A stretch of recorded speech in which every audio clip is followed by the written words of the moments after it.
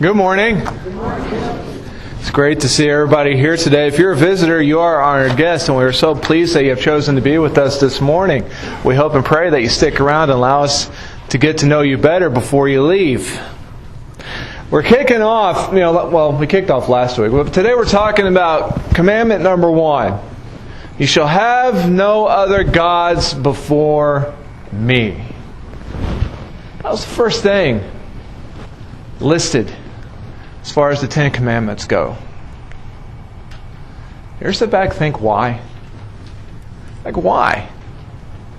Why does it matter? Who cares? In doing some research on different ancient religions, I'm actually glad that there was a commandment that says, "You shall have no other gods before me." As we'll see today, could you imagine trying to keep up not only with Zeus, but with the entire Greek family god tree? Can you imagine keeping up with Ra, but also having to keep up with the entire Egyptian family tree? I mean, we're talking about husbands and wives, cousins, first cousins, second cousins, third cousins, children of the gods that people actually had to know, had to understand or seek to understand, have to follow and have to obey. Whew. God actually simplified it for His people. You shall have no other gods before me. But the truth is that God, by this point in Exodus, has already shown His dominance over the gods. I'm going to throw out a sports term with you that I'm sure you've all heard, but you ever sit back and think about the ramifications of it? Think about what is the point, or why do people get so excited over home field advantage?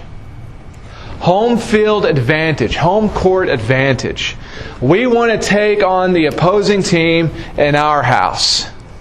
I remember when I was a kid, and when I was a kid I was not a sports nut. I'm not really a sports fanatic now. But it used to bug me, and I talked to my dad, who was more of a football guy than I was. I said, why does it matter? A football field's a football field. It's the same size. Why does it matter if you're playing in Dallas, or if you're playing in San Francisco, or if you're playing in Denver, you're playing in, why does it matter? We know why it matters though now. Because the field might be the same size, but the elements aren't. The field's different. Plus, it's in front of your crowd, your fans who are supporting you. It's also a psychological thing. So there is an importance to home field advantage. When God went to Egypt and unleashed the 10 plagues, to understand what is happening, we have to put it in the mindset of home field advantage. Israel was inside of Egypt. Egypt had their own gods.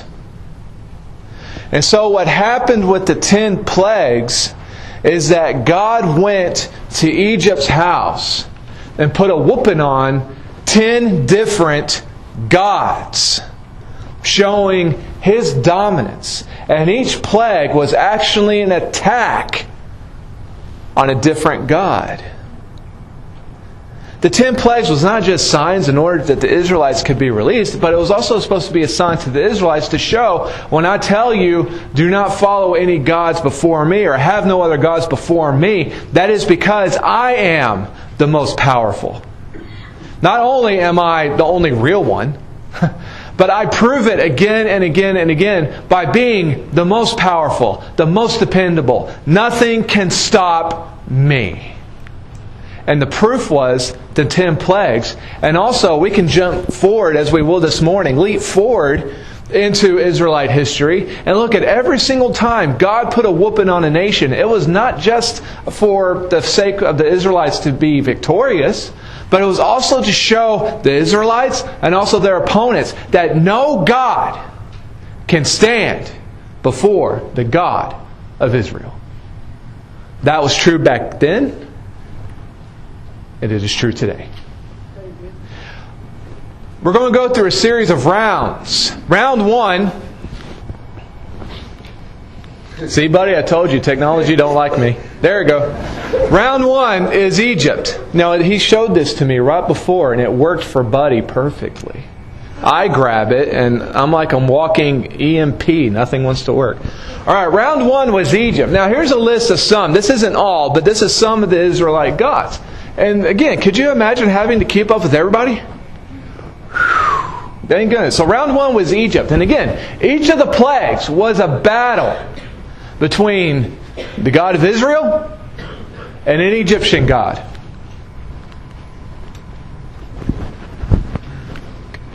Round one was Hapi. Hapi was the god of the Nile. Well, if you might remember, plague number one was Moses, through the power of God, was able to turn the water into blood. Now again, as we go through this, we got to remember, the Egyptians believed these gods were real. Okay? That's number one. Number two is, the Egyptians believed these gods had power. And that everything that these gods were in charge of, the only reason why, for example, the Nile worked was because Hapi was in charge of it. And the great time of Hapi was when the Nile would flood. It was seen as one of his great gifts to the people. When the Nile would flood over and the people would be able to have more water. So when Moses, with his staff, puts the staff in the water and the water becomes blood, God did that to an Egyptian god. Number two, you had Hecate. Hecate was a frog-headed goddess of fertility, water, and renewal. They actually worshipped a god that had a frog head. All right? So again, plague number two was the multiplication of frogs. And, again, think about the psychological aspect. We have now been overrun by frogs who bear the likeness to a god that we are following, who is supposed to provide fertility, water, and renewal. Well, now we're being attacked by her. Number three was Gib, god of dust and of the earth. I have, after we moved to New Mexico, I never looked at this plague the same way ever again. If you've ever been into a very sandy place, you might remember the plague of the flies, or some call it the plague of lice. But what happens is Moses went out there and hit the dirt with his staff, and all the grains of sand turned into a bug. You ever seen pictures of Egypt? They're very sandy. We lived in New Mexico for 8 years, and we've been in dust storms. And every time after we did Exodus, or studied the plagues, when I looked out into a dust storm, each grain of sand turned into a bug. Ooh. This was an attack on Gib, the god of dust of the earth. Number four, Chipri. This is a fly-headed god of creation, movement of sun, and rebirth. Again, not only do they have goddesses that look like frogs, they have a god that looks like a fly. And they believed in him. So imagine what it did to them mentally when all of a sudden the totem for this god, the fly, attacks them after they have spent their history worshiping him. And there was nothing that this god could do about it. Next one. Hathor, cow-headed goddess of love and protection. I think it's ironic that the goddess of love looks like a cow. Just kind of file that one away for a bit. But the god, cow-headed goddess of love and protection. Now again, notice the irony. She's the goddess of protection. And yet when this plague came to town, it struck down their livestock. It struck down the Egyptian livestock. The Israelite livestock was fine. But the God of protection could not protect Israel, or could not protect Egypt from the God of the Israelites. Next plague. Sis, the goddess of medicine and peace. This is another one of those things that Moses threw into the air. God tells Moses, go before Pharaoh and throw some ash into the air, and the ash will settle on the people like particles, and it would cause boils to rise up on all the people. This was a direct attack against the goddess of medicine and peace. She could not defend the Egyptian people. Next, Nut, the goddess of the sky. Well, the next plague was the plague of hail, in which it's told us in the Bible that Egypt has never had a hailstorm like it before or since. This is one of those times, if you go back and read it in Exodus, Moses tells Pharaoh and his officials, you go and you warn the people. Gave them about 3 days notice. You go and you warn the people that if they have livestock or slaves on the outside, bring them in or they will die. Well, by this point, some people were taking Moses fairly seriously, and they did this. But other people said, nah, I'm not going to do it. And they left their property outside. And guess what? They died because of this hailstorm that was performed in the realm of Nut, the goddess of the sky. And there was nothing that goddess could do to stop it. Next, Set. That's typically one of those gods that we've heard of. Set, the god of storms, disorder, violence, and foreigners. I guess they just gave him the foreigners too. I don't know. But anyway. His was the plague of locusts. Because the way that happened was that the locusts were brought in by a big wind. And then they were removed by the same way, this wind. And, the locusts, they eat everything. The hailstorm, it talks about how it struck down plants, and the plants that the hail struck down was mostly used for things like clothing and those types of items. But when locusts came, they were eating the food. And again, this is important when we're talking about the plagues. Don't just look at the plagues individually. Think about the complete cost of Egypt. Not tons of time passed between plagues. They weren't able to regroup for a year before plague number 2 and then plague number 3 came in. Think about the cumulative. I can't speak. Thank you. I can't talk anymore. Think about the overall effect of the plagues and what it did to Egypt. Well, now they're running low on food. And this is done in the realm of Set. Next. And then we have Ra, God of the sun. So lo and behold, what's the plague? The plague of darkness. God blots out the power of Ra. Only in Egypt. They had light where the Israelites lived in the land of Goshen. But in Egypt, it was darkness. And the Bible describes it as a darkness that could be felt. Maybe you've been in a darkness like that. We experienced a darkness like that when we went to the Natural Bridge Caverns in San Antonio. They take us down underground and they turn off the lights for a bit. It was a darkness that could be felt. It was a darkness that weighed on you. Well, that was the darkness that they had in Egypt, but they shouldn't have, because they had a God of the sun that was defending them, right? Well, God overtook that God, Ra. But then we had the next plague. Pharaoh. Pharaoh was viewed as a god. In fact, Pharaoh was viewed as the most powerful, the ultimate power of Egypt, the greatest of the gods. And each time a new Pharaoh was crowned, it was viewed to be one of the sons of Ra. The buck stopped with the power of Pharaoh. You ever wonder why Pharaoh, in his dealings with Moses, he seemed like just such a cocky little snot? Well, it's because he's used to being treated like the gods. It's because he's used to being viewed as a god, and what he says goes, and that he has the ultimate power. Well, during the 10 plagues, the last plague, the plague of the firstborn son, he couldn't stop it, and he could not defend his people. And those people died on Pharaoh's watch. Each plague of the 10 plagues was viewed as an attack. It was a battle between God and an Egyptian god. And at this time, the power of the God of Israel was shown time and time and time and time again to be far and above what any Egyptian god was able to do. You shall have no other god before me, because I am the most powerful.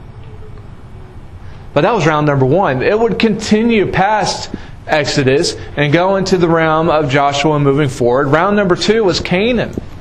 when they were finally able to go, after the 40 years of desert wandering and everything that happens in Deuteronomy, they're able to finally get to the promised land. But the thing with the promised land was that you had a whole bunch of Canaanites there who followed their own gods. And it always breaks my heart when I hear people say, well, I can't follow your God who commanded the destruction of little Canaanite babies. Well, we got to understand something about the Canaanites. Yeah, were they religious? Yeah, they were religious. But what kind of religion did they have? Historians will say that the Canaanites had some of the most deranged and sadistic worship practices in history. I mean, people say, well, I can't follow a God who would command the destruction of little Canaanite babies. The Canaanites were commanding the destruction of little Canaanite babies and sacrificing them to their gods. This was not just a little difference of opinion. These people had sexual rights. They had human sacrifice. They also had human mutilation, the slicing up of themselves and other people in order to try to get the God's attention. I mean, this was not just really clean and sanitary type practices. So when the people go to Canaan, once again, those battles that we read about in the book of Joshua between the Israelites and the Canaanites, it was not just a battle between armies, it was also a battle between gods. And in the land of Canaan, you had, again, a different family tree. But in the Bible, these are some of the names that come out of the Bible. You had Baal, Asherah, Molech, and Chemosh. If you see that picture underneath Molech, that's a picture of a person putting a baby into the arms of a fiery furnace. I mean, this was some of the practices that they did. But guess what? God won. God won. And those times in which they didn't, you might think, well, yeah, but Israel had a couple of mishaps at Ai. Yeah, but that was the people's fault. You see, we also got to learn this. Sometimes when the Israelites did lose, it was not God's fault. It was because the people left God and forgot that they were only supposed to serve Him. You shall have no other gods before me. Because when the people kept to, you shall have no other gods before me, Israel, thanks to God, and God's the only reason, was unstoppable. You read the book of Joshua and you read about some of these battles, you'll see things like God making the enemies of Israel scared. You'll read about God flinging great hailstones down from the sky. And a few times we'll talk about how God struck down more people than the rest of the Israelite army. It was God who won these battles. And it was God who proved again and again and again that the Canaanite gods, whom the Canaanites did go to for protection and for victory, could not stop the God of Israel. That was round 2. But time moved forward. Then we had round 3. Round 3, Israel did mess up enough in order for God to say, fine, that's it. It's time for you to go to captivity. It's time for you to go sit in the naughty corner for a bit of time as we try to think about what you did. And He had the Assyrian Empire come down and then the Babylonian come down to scoop His people out of the Promised Land and take them up north. But even if we read books like Daniel and Esther, and we can still see that God was able to stand with His people, again, in somebody else's home turf, in somebody else's home court advantage. The Assyrian and the Babylonian gods, and the Persian Mede gods, where they were supposed to have power, they could not stand before the God of Israel. This is why Nebuchadnezzar could not burn Shadrach, Meshach, and Abednego. God stopped that. Shadrach, Meshach, and Abednego would not follow the dictates of King Nebuchadnezzar in reference to an idol that he had built. I know an idol is talking about next week, yeah, but it still fits. They were thrown into a fiery furnace. Lo and behold, there's 3 guys plus an angel, and they're not burning up.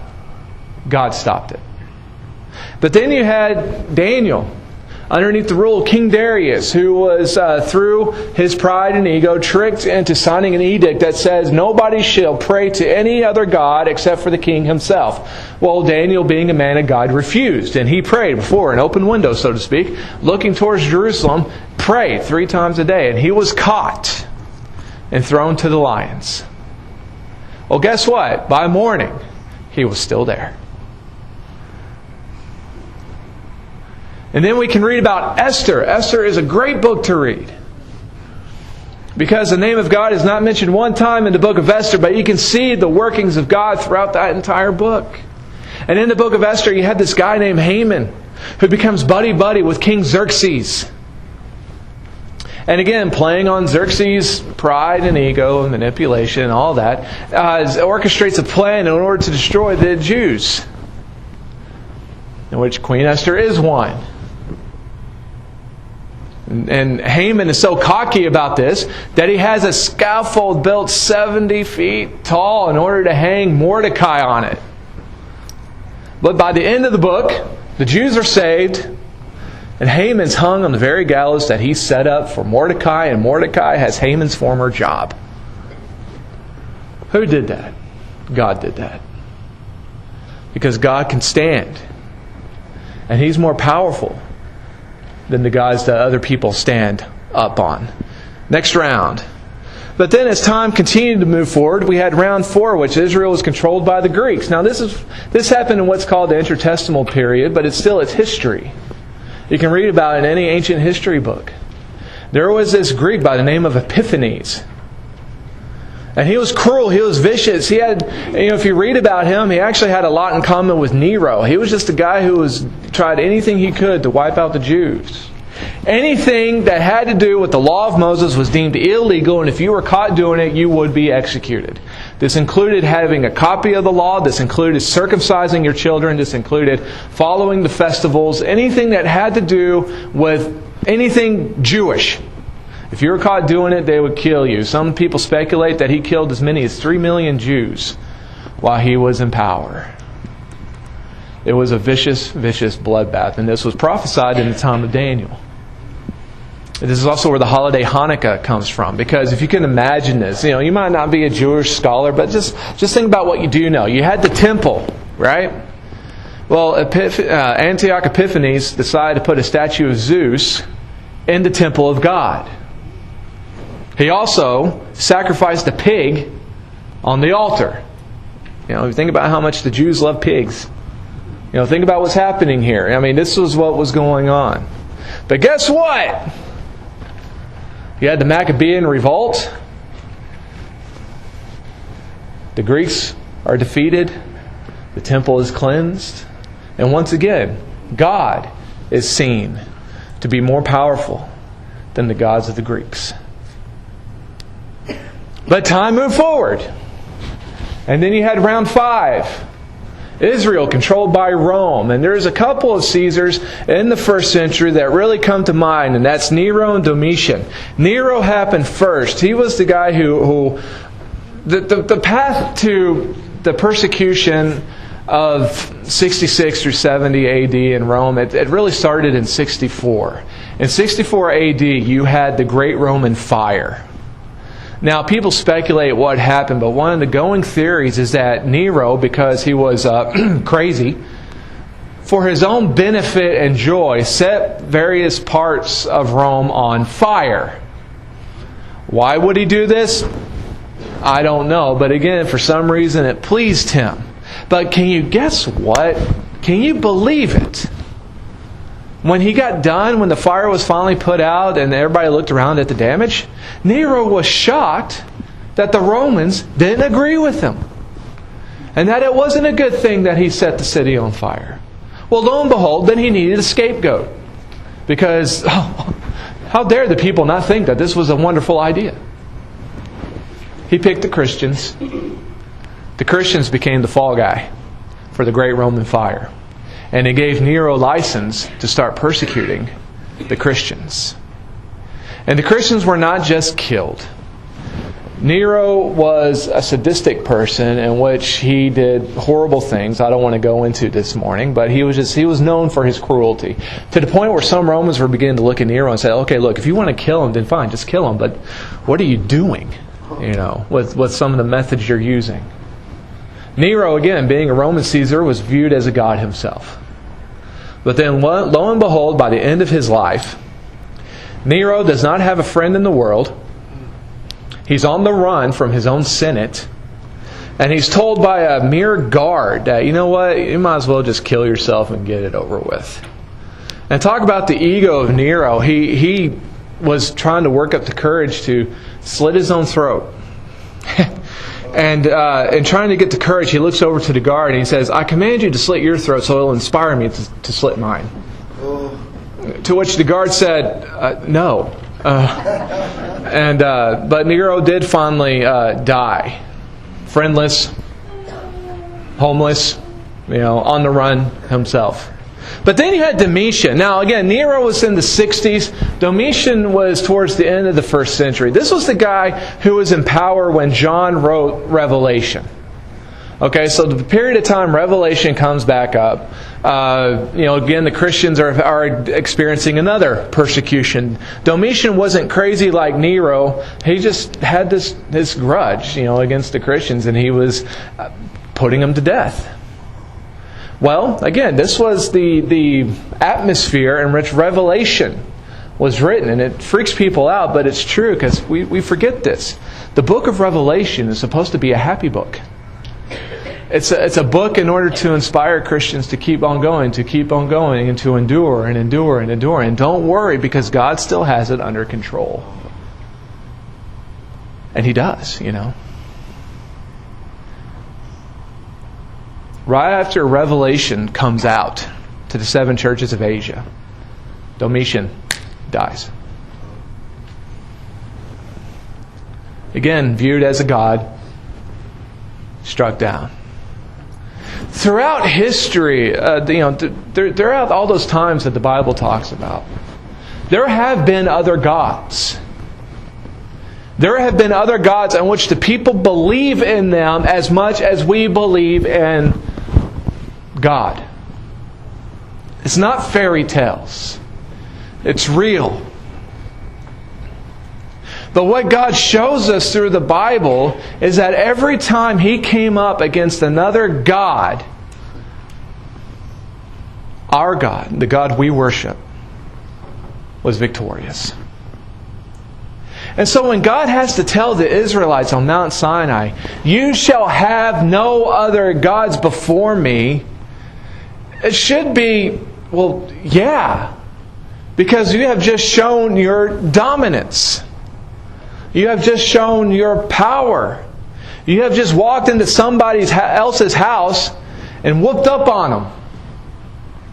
Of course, you're going to be the only God for us. But throughout that time, people have been tempted to go astray. People have been tempted to believe that maybe another God is more powerful. Some people begin to doubt, and it happens today. This is round number 6. There's still gods today in which people are flocking to. There are gods today in which people are saying might be more powerful than the God we serve. And it's tempting to think that our God could be weak. Is our God paying attention? After all, people are dying. Where is He? God is still there. God is still there. Are the people still dying? Yeah, people are dying, people are suffering. But we also know that the God we serve, He's seeing that. And death is not the end. We keep going, and we keep up our faith. History is on our side as far as who has the stronger God. The time will come where those who follow other gods will meet the one true God. That's them. And they're going to have to cross that bridge when they come to it. But what about us? We might live in 2016, but other gods are still out there. Who's going to have our attention? Who's going to have our attention? You shall have no other gods before me. It was part of a treaty, but it's also part of a relationship.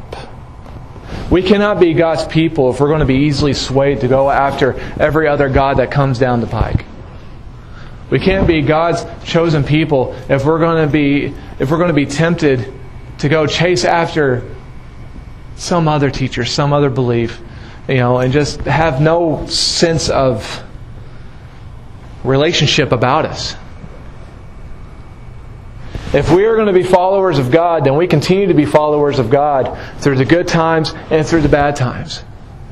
Because even when it seems like those times are going to be very dark, and what we talked about this morning was some very dark, dark times. Let's remember that the Egyptians had the Israelites throwing their babies into the Nile. There were some very bloody times in the history of Israel because of the commandments of somebody else's God. In the times of Nero, Christians were being thrown into the arena to be torn apart by wild animals. And we say, well, where was God in that? Those Christians who died in those arenas knew where God was because they went down to their death singing hymns and praying to God. Not praying to God, oh God, please get me out of this one. But with prayers of joy, of hope. To the point that the Romans see this behavior by these Christians going to their death, and they write down, it's like, these people make no sense. How can someone have this kind of hope when facing their death? Followers of God can, because we know in the end who is truly going to be victorious. And that is God, the Lord Almighty. We have been told, do not have any other gods before us. If we do, put those gods away. They're hollow. They're not going to be there when we need them. Follow the one true God. He's the only one who has the power to save and to protect. And guess what? He loves each and every one of us and wants us to be with Him. That is a relationship. This morning we like to offer the invitation to those of you who might not know how much God loves you and who might know how powerful God is. We would love to talk to you about Him. We would love to get some time getting to know you and listening to you and forming those relationships like God wants us to have with Him. Or you might wish to put your Savior on in baptism. Maybe you haven't thrown in your lot completely. But the Lord God Almighty, who through His love and compassion sent Jesus to bear all of our sin, to die on that cross, so that we may have forgiveness for our sins. We would love to assist you in that this morning. But whatever needs you have, would you please come down as we stand and as we